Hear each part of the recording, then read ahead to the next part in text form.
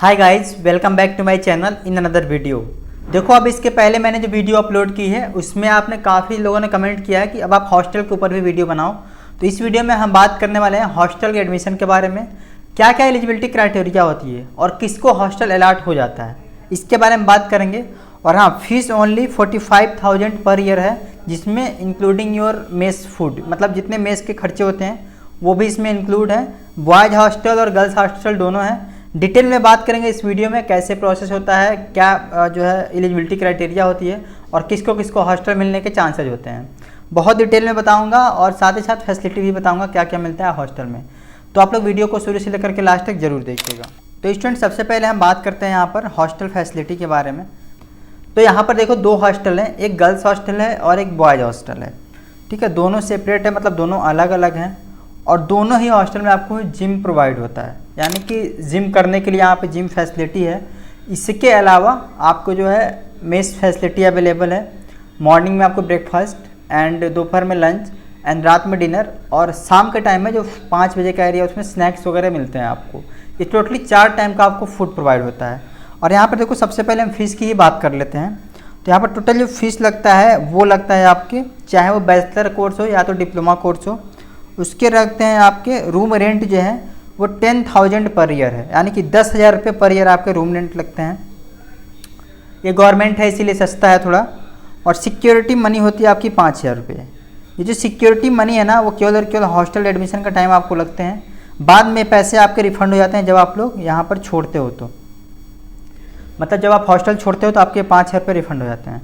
तो कहने का मतलब ये हुआ, ये आपका 10,000 रुपये आपका रूम का रेंट है पूरे 1 ईयर के लिए। एंड ये है आपका सिर्फ और सिर्फ यूजी कोर्स के लिए। अगर आप लोग एम फार्मा वगैरह कर रहे हो पीजी कोर्स, तो उसका जो है वही 11,000 रुपये है रूम रेंट, मतलब 1,000 रुपये बढ़ जाते हैं। ओके, इसके अलावा आपके जो है 15,000 पर सेमेस्टर लगते हैं, नॉन रिफंडेबल होते हैं ये फीस।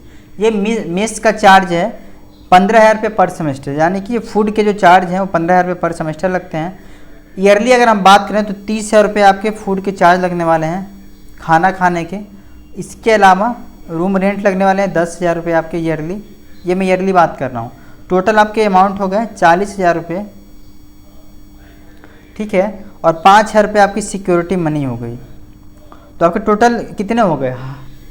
45,000 रुपये हो गए पर ईयर। अब 45,000 रुपये में दिल्ली ऐसे शहर में आपको हॉस्टल मिल रहा है, ये बहुत बड़ी बात है। ठीक है, क्योंकि वैसे आप लोग अगर जाओगे, जितना फैसिलिटी मिलता है इस हॉस्टल में, अगर दूसरे हॉस्टल में जाओगे, बाहर कहीं रहने अगर जाओगे, तो आपके महीने के मैं बता दूं 8,000 रुपये आपको पड़ जाएंगे। 7 से 8,000 रुपये आपके मिनिमम पड़ जाएंगे। ठीक है, तो इस हिसाब से ये हॉस्टल जो है बहुत सस्ता है आपके लिए। अब देखो एलिजिबिलिटी क्राइटेरिया क्या होती है हॉस्टल में एडमिशन लेने का। तो सबसे पहले तो आपका एडमिशन होता है। एडमिशन जब आपका कंफर्म हो जाता है, एडमिशन मान लो आपने ले लिया, उसके बाद आप लोग हॉस्टल के लिए अप्लाई कर सकते हो। ठीक है, हॉस्टल उन्हीं को मिलती है जिनका डिस्टेंस कॉलेज से सबसे ज़्यादा होता है। सपोज दैट अगर आपके कॉलेज से डिस्टेंस जो है 1000 किलोमीटर है, तो आपको फर्स्ट प्रायोरिटी मिलेगी। ठीक है, अगर 2000 है तो आपको सब उससे पहले प्रायोरिटी मिलेगी। मतलब जितना दूर आप लोग कॉलेज से हो उतना पहले आपको प्रायोरिटी मिलेगी हॉस्टल मिलने की। और मिनिमम जो किलोमीटर डिसाइड है वो 40 किलोमीटर है। अगर मान लो आप लोग दिल्ली में ही किसी लोकेशन से हो और दिल्ली से आपके कॉलेज की दिल्ली से आपके घर से आपके कॉलेज की दूरी 40 किलोमीटर के अंडर में है, जैसे 39 किलोमीटर भी अगर हुआ, तो आपको हॉस्टल अलॉट नहीं होगा। अगर 40 किलोमीटर से ज़्यादा है तभी आपको हॉस्टल मिल पाएगा। ठीक है, ये चीज़ आपको क्लियर समझ में आ गई होंगी। और सबसे पहले हॉस्टल उन्हीं को मिलता है जो सबसे दूर के होते हैं, सबसे ज़्यादा दूर के होते हैं। इसमें भी ये ज़रूरी नहीं है स्टूडेंट कि सबको हॉस्टल मिले। हो सकता है कि सीट भर जाती है तो हॉस्टल नहीं मिल पाता है। तो जब तक हॉस्टल ना मिले तब तक जो है आपके रहने के लिए खुद का प्रबंध करना पड़ता है, क्योंकि हॉस्टल अलॉट होने में थोड़ा सा टाइम लग जाता है। जैसे मान लो अगर इनकेस ये लोग अगस्त से क्लासेज स्टार्ट कर रहे हैं अपने, 15 अगस्त अगर क्लासेज स्टार्ट हो रही हैं, तो हो सकता है आपको जो हॉस्टल अलॉट हो सितंबर वगैरह से हो, सितंबर में या तो अक्टूबर में हो।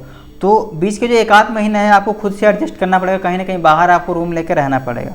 ठीक है, तो यहाँ पर मैंने आपको बता दिया इसके हॉस्टल के फैसिलिटी के बारे में, जिसमें आपको जिम प्रोवाइड होता है, मेस का फूड प्रोवाइड होता है एक्टिविटीज़ करने के लिए, अगर मान लो आपको क्रिकेट वगैरह खेलना हो तो आपको ग्राउंड मिल जाता है, काफ़ी सारे बच्चे वहाँ पे खेलते हैं।